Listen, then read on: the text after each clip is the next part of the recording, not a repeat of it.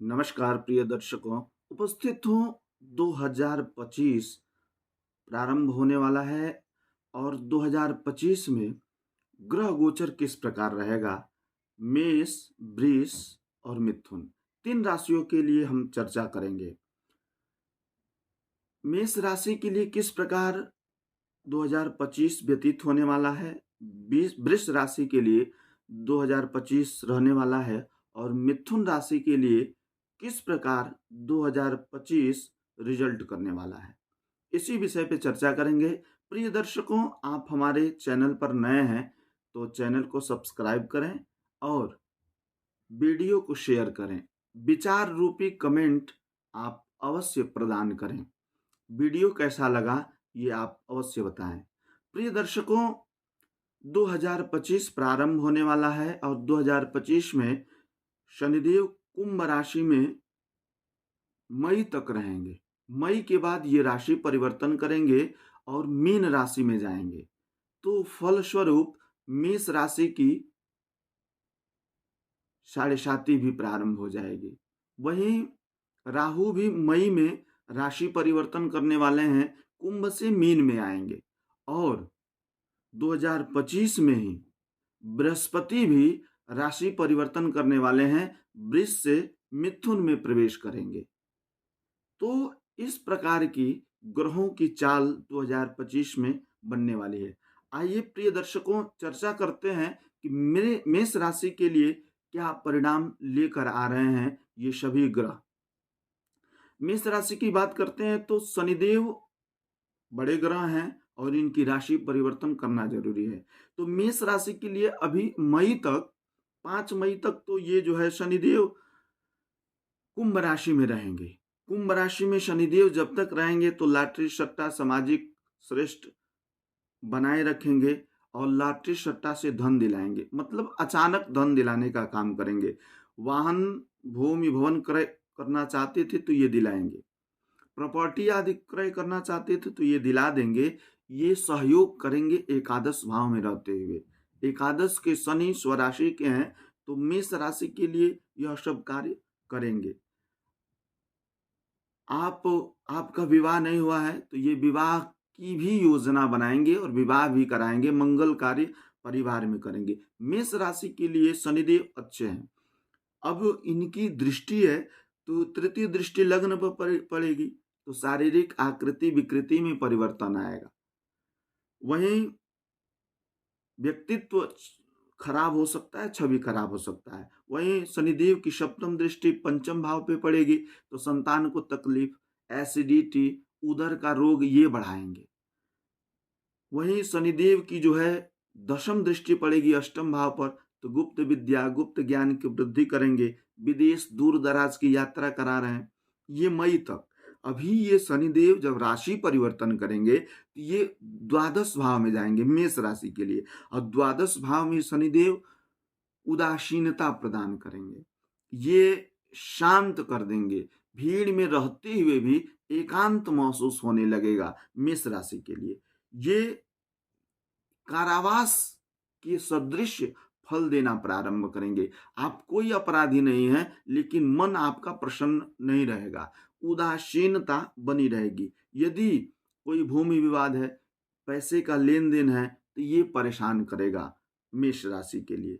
वहीं पारिवारिक कलह भी चरम पर रहेगा। ननिहाल से अपमान प्राप्त हो सकता है, धोखाधड़ी प्राप्त हो सकता है, वाद विवाद हो सकता है। बैंक से लेन देन या कर्ज का लेन देन सामाजिक रूप में ये नुकसानदायक है। मेष राशि के लिए शनिदेव मिला जुला रिजल्ट कर रहे हैं। हाँ, अभी मैं कहूंगा कि मई तक तो ठीक ही है। मई के बाद यह राशि परिवर्तन जब करेंगे, जब मीन में जाएंगे तो आपकी साढ़े साती भी प्रारंभ हो जाएगी और द्वादश के शनि उदासीनता प्रदान करते हैं। इनकी दृष्टि फिर बदल जाएगी, फिर कुटुंब भाव पे इनकी दृष्टि पड़ेगी तो विच्छेदात्मक दृष्टि है। भूमि भवन जो क्रय करना चाहते थे वो डिले होगा, क्रय विक्रय दोनों करना चाहते थे तो वो डिले होगा। परंपरागत संपत्ति का व्यय कराएंगे। वहीं इनकी षष्ठम दृष्टि पड़ेगी, वो सप्तम दृष्टि इनकी पड़ेगी षष्ठ भाव पर तो रोग, ऋण, शत्रु, घटना, दुर्घटना ये बढ़ाएंगे। मामा, मौसा, ननिहाल से आदि विवाद के रास्ते खोल ही रहे हैं। तो भाग्य में दशम दृष्टि पड़ेगी नवम भाव पर, तो पिता का स्वास्थ्य अनुकूल नहीं रहेगा और आप सत्कर्म करना चाहते थे, यज्ञ आदि करना चाहते थे, तीर्थाटन करना चाहते थे, वायु यात्रा करना चाहते थे, जल यात्रा करना चाहते थे, तो इन सभी कार्यों में न्यूनता आएगी। मेष राशि के लिए शनिदेव मिला जुला असर लेके आ रहे हैं। मैं कहूंगा अब यदि शनिदेव का रिजल्ट इस प्रकार है तो राहु के बारे में बात करते हैं, क्योंकि राहु भी राशि परिवर्तन करने वाले हैं और वर्तमान में मीन राशि पर हैं और मई में यह भी राशि परिवर्तन करेंगे तो ये कुंभ में आएंगे।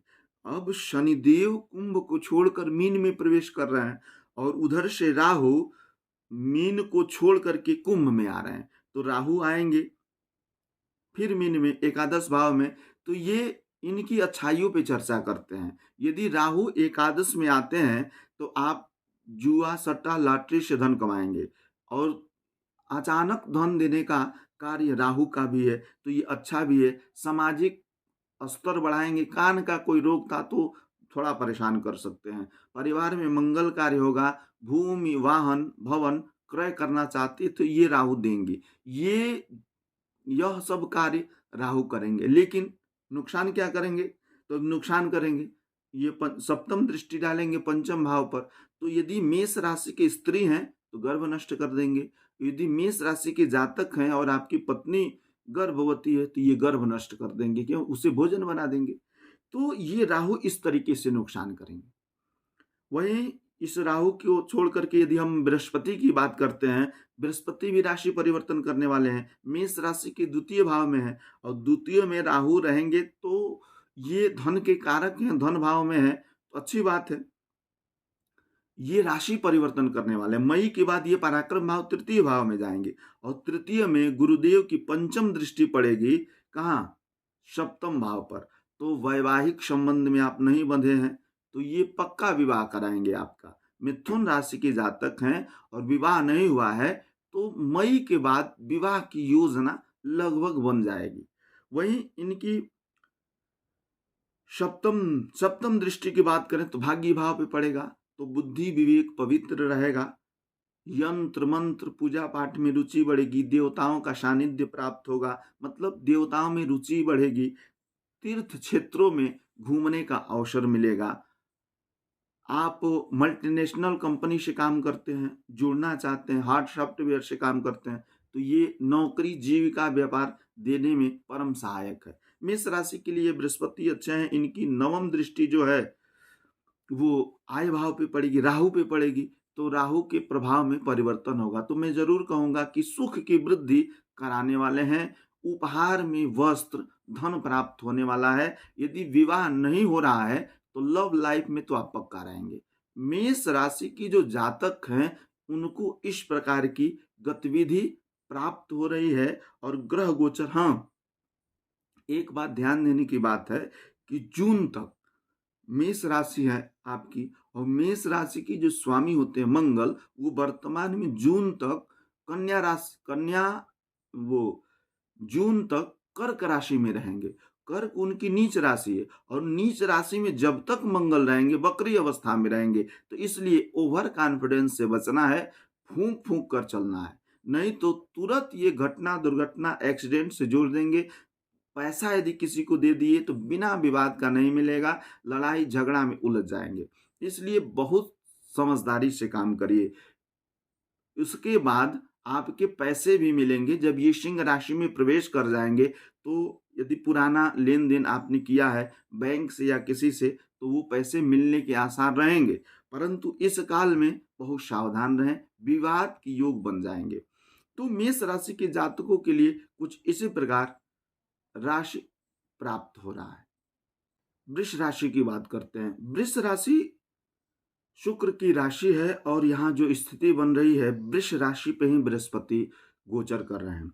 मई तक मई 2025 तक वृष राशि पर बृहस्पति गोचर करेंगे। बहुत अच्छे हैं बृहस्पति। यह बृहस्पति संतान, विवेक, बुद्धि, शास्त्र, शिक्षा,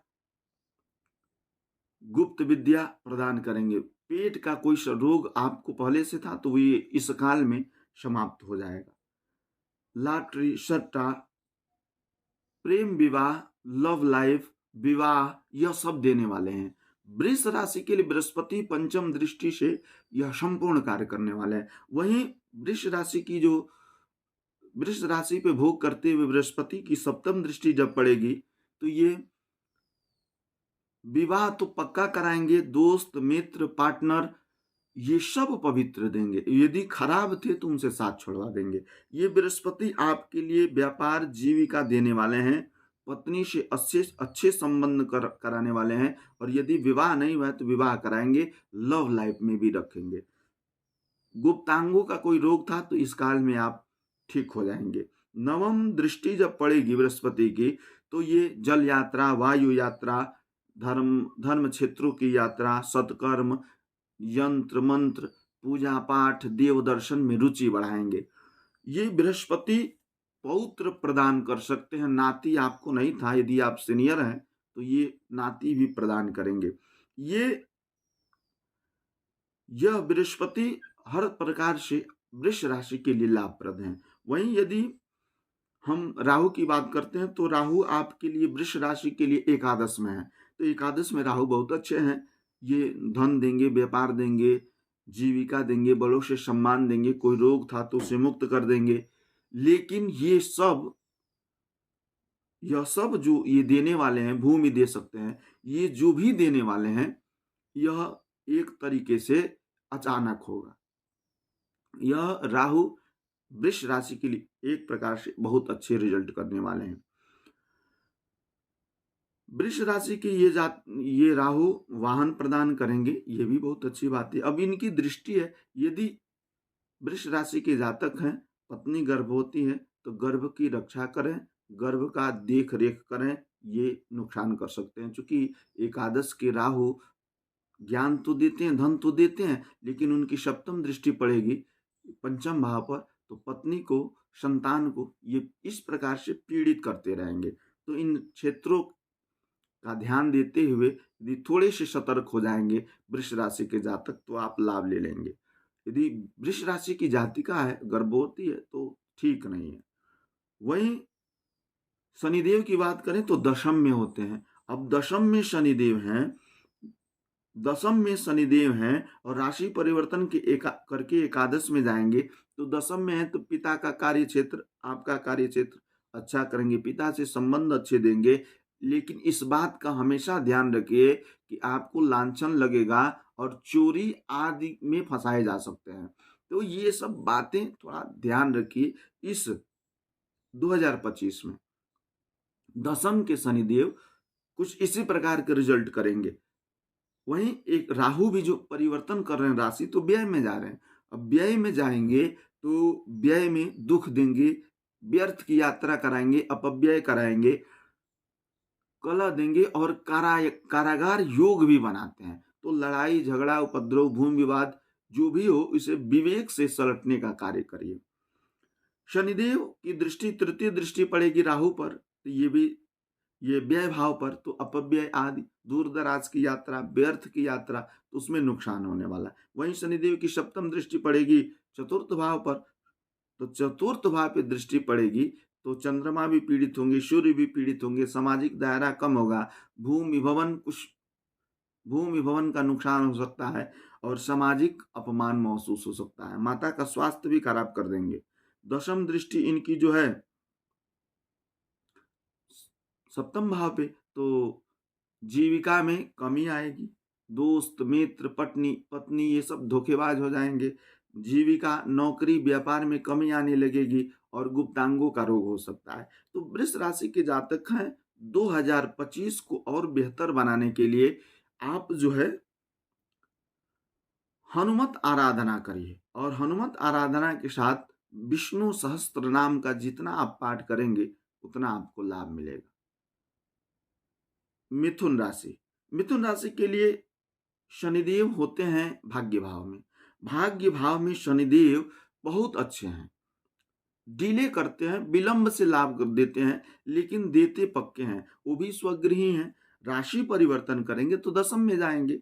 अब भाग्य भाव के शनिदेव बुद्धि को पवित्र रखेंगे, धर्म धर्मानुचरण करेंगे, यज्ञ पूजा पाठ में रुचि रखेंगे तो लाभ देंगे। भाग्य का विकास करते हैं दशम एकादश वो नवम के शनिदेव। सत्कर्म करेंगे, जीविका, नौकरी, व्यापार थोड़ा विलंब से करते हैं लेकिन कर देंगे। राशि परिवर्तन करेंगे मई में, तो राशि परिवर्तन करेंगे तो भी ये अच्छा ही करेंगे। नौकरी व्यापार नहीं तो देंगे, ये बुरा नहीं करने वाले। ये बुरा कहाँ करेंगे तो ज्यादा श्रम का थोड़ा लाभ देंगे, उदासीन बनाए रखेंगे। ये अब भी और मई के बाद जब राशि परिवर्तन करेंगे तब भी इनका यही काम है, ये उदासीन रखेंगे और ज्यादा श्रम का थोड़ा लाभ देंगे मिथुन राशि के जातकों के लिए। अब जो है ये शनिदेव की जो है सप्तम दृष्टि है, ये जो पड़ेगी तृतीय, मई से पहले तृतीय पर और मई के बाद चतुर्थ पर, तो ये भाई बहनों से विवाद कराएंगे। श्वास के रोगी हैं, हृदय के रोगी हैं तो ये नुकसान करेंगे।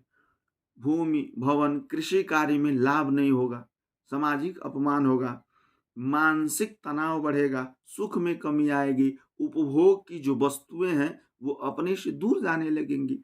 मिथुन राशि के जातकों के लिए ये शनिदेव मई तक तो कुछ ठीक है, लेकिन मई के बाद भी ये सामान्य रिजल्ट करने वाले हैं। मैं कहूंगा बृहस्पति की यदि हम चर्चा करते हैं तो बृहस्पति जो है यह भी मई में राशि परिवर्तन करने वाले हैं और अभी वर्तमान में व्यय में है, और जब राशि परिवर्तन करेंगे तो लग्न में जाएंगे। लग्न के बहुत अच्छे होते हैं, थोड़ा बहुत यदि कुछ तकलीफ आपको है तो ये केवल मई तक है, और जब राशि परिवर्तन कर जाएंगे बृहस्पति तो वो पंचम दृष्टि से बुद्धि, विवेक, रहन सहन, शिक्षा को पवित्र कर देंगे, मतलब सही निर्णय होगा। सप्तम दृष्टि से नौकरी, व्यापार, जीविका, दोस्त मित्र, जननेंद्रिय का रोग, स्किन रोग ठीक कर देंगे। नवम दृष्टि पड़ेगी भाग्य भाव पर तो ये भाग्य का विकास कर देंगे। संत, ब्राह्मण, अग्रज, श्रेष्ठ, गुरुजन, तीर्थ क्षेत्रों से संबंध होगा और इन लोगों से अच्छा लाभ भी होगा। मिथुन राशि के जातक हैं, परिवार में मांगलिक योजनाएं, विवाह आदि की भी योग बन सकते हैं। वहीं आपका विवाह नहीं हुआ है तो मई के बाद आपका भी विवाह होगा, या विवाह नहीं करना चाहते हैं तो लव लाइफ में तो ये पक्का रखेंगे, मांगलिक जीवन प्रदान कर देंगे। अभी आप कुछ बेहतर नहीं है, लेकिन मई के बाद आपका संपूर्ण निशाना और संपूर्ण कार्य, संपूर्ण योजना सीधा बैठने लगेगा। प्रिय दर्शकों, चर्चा करें मंगल की तो मंगल द्वितीय भाव में है और मंगल कर्क राशि में वक्री अवस्था में द्वितीय भाव में मिथुन राशि के लिए हैं, तो ये परंपरागत संपत्ति का थोड़ा व्यय करेंगे। धन जो कमाएंगे वो संचित नहीं हो पाएगा, खर्च हो जाएगा, लेकिन यदि खर्च भी होगा तो किसी सही जगह ही होगा।